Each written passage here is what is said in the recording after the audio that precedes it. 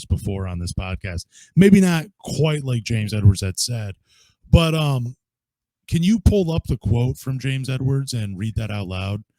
I would, but I'm on one computer. For sure. So before I do read the quote, this is one of James's articles. It was a Q&A article for full context. And this is a quote from James Edwards, the third article from The Athletic.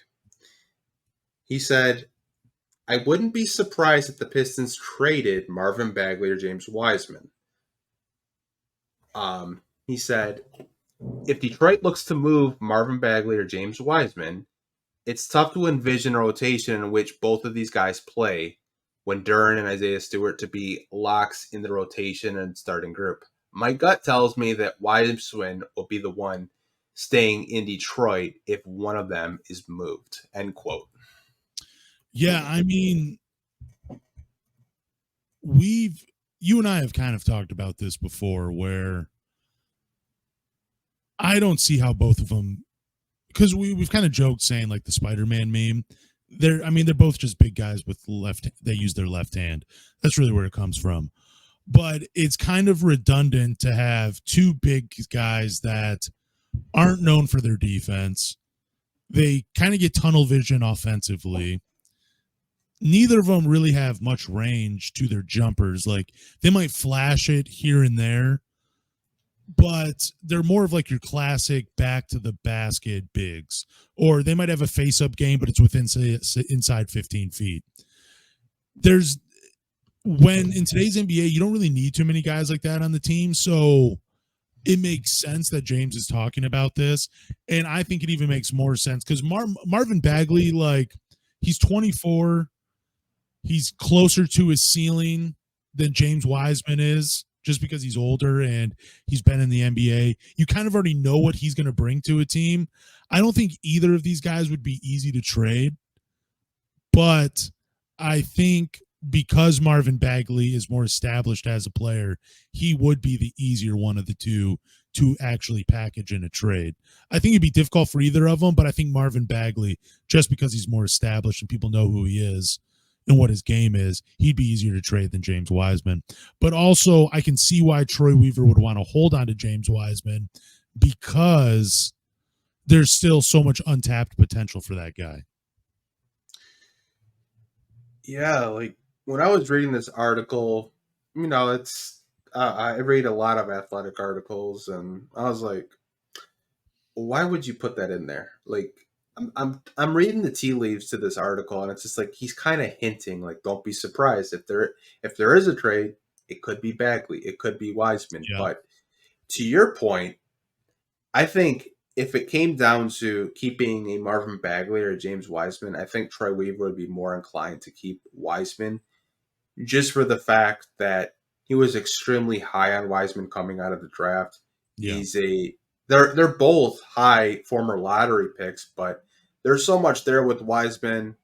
I believe that the Pistons organization is probably thinking, like, let's just get him more reps. There may be something there with him that we just haven't untapped, and there could be potential there.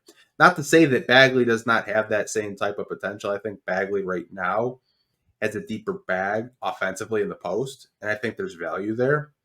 Yeah. But it's a logjam in the front court. To James's point, like, you have Jalen Duren, you have Isaiah Stewart, and you have Wiseman and Bagley. You don't really need four bigs on deck. Who's to say that Monty Williams wants to play a two big lineup? Yep. Who's to say he could just be traditional and just use one big, in the lineup? Maybe he doesn't want to have two bigs out there just crashing the paint. He may just want to be more traditional and just have one center out there, maybe a Bojan, or to your point, maybe a Sarr and Bojan are out there in the starting lineup together. Who knows? But I wouldn't be surprised if they did try to move on from Bagley. Not to say he's not a great player, because he is. Anytime you can have a player like him off your bench, it's a luxury to me. But I found it very interesting that James put that in his article. And he kind of hinted that, like, if it came down to a Bagley or a Wiseman, they probably keep Wiseman over Bagley. I think, like, what do you think Marvin Bagley would have to do this year to really take that, not for you to be like, okay, I'd rather have him than James Wiseman? I think he would have to come out like he did when he came back from injury when they traded for Wiseman. With all that energy, yeah, 100%. All that energy, and he's putting up 20 and 15. Yeah. Like, that's the type of effort they probably want out of him, like when they traded for him, what they envision. And I don't know if Bagley can consistently do that all year. I don't know if he's capable of, putting up, 15 and 10 a night. But I think he has the potential, and he has the body to do it. I think that he has all the potential in the world. It's just up to him if he wants to, put in that effort night in and night out. But I would say that's the type of effort he would probably have to have, but he might not even get a chance to show that. They might just trade him before opening night. Like, that's the thing. That's a real possibility. I think if they're both on the team, though, if he could come out with the energy that he did when he came back from injury, I think that's a great point. I think if he could show some extended range and just show some more effort defensively, you don't got to be a lockdown guy. Like, I don't need you to be, you don't need to be a defensive player of the year candidate. That would be great, but let's be realistic.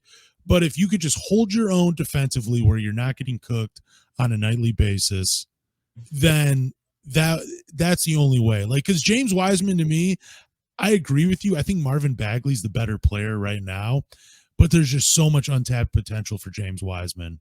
Like you still don't know what that guy can be as a player. So yeah, he would be my pick. But if Marvin Bagley could just come out and show some extended range, play with a little bit more effort defensively, and show a little bit more effort on the glass, he'd be my pick. But I just don't think we're going to get that from him. Yeah, it's such a weird time of the year because basketball does start next month. Yep. Which, just saying that, I get excited. I can't wait. But it seems like a lot of these beat writers are saying, there may be a trade on the cusp. It may be Killian Hayes.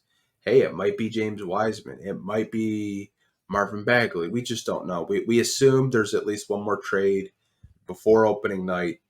And I don't know, man. It's hard because I like Marvin Bagley a lot. I like what he has to offer off the bench. To have a guy that has an array of post moves like that could score, to me, I like off the bench. I think that's a luxury. But to your point, what you said is he's not the defender that you want him to be, but that's okay. We don't need you locking down guys. We don't need you having like 5 blocks a game. If you did, that'd be nice, but we know that's not your game. I just think it'd be kind of premature to trade him just because to me, it's like James Wiseman is the mystery box and maybe Marvin Bagley's that boat already. I'm using a Family Guy reference right now.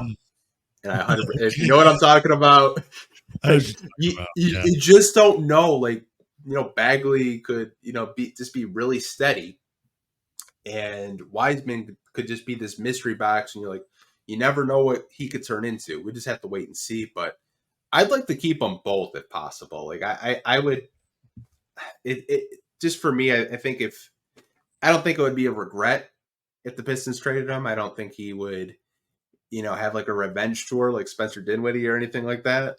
But I think he's a player that could contribute a lot this year.